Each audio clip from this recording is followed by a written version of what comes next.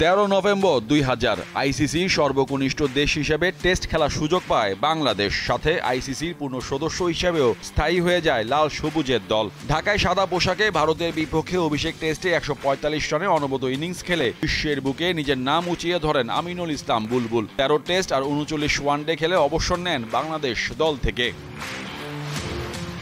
এরপর পাড়ি জমান অস্ট্রেলিয়ায়। কোচিংয়ের লেভেল 2 শেষ করে যুক্ত হন নিউ সাউথ ওয়েলস ইউনিভার্সিটির কোচিং প্যানেলে।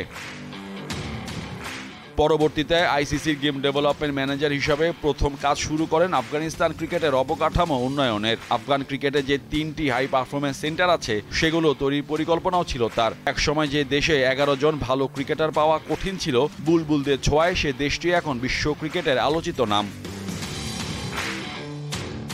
চীনের ক্রিকেটে জনকও বলা হয় বুলবুলকে। যে দেশটি ব্যাট বল চিনত না, তাদের ছেলেদের ব্যাট ধরতে শিখিয়েছিলেন বাংলাদেশের সাবেক এই অধিনায়ক। আইসিসির হয়ে চীনা ক্রিকেটের উন্নয়নে কাজ করেন তিনি। তার জন্য দেশটির একটি বেসরকারি বিশ্ববিদ্যালয় থেকে শিখেছিলেন চীনের ভাষা। সেই আমিনুল ইসলাম বুলবুল এবার দেশে ফিরলেন নতুন পরিচয়ে। নেতৃত্ব দেবেন বাংলাদেশ ক্রিকেটের সর্বোচ্চ নিয়ন্ত্রক সংস্থা বিসিবির। মোহাম্মদ হাসিব, দীপ্ত স্পোর্টস।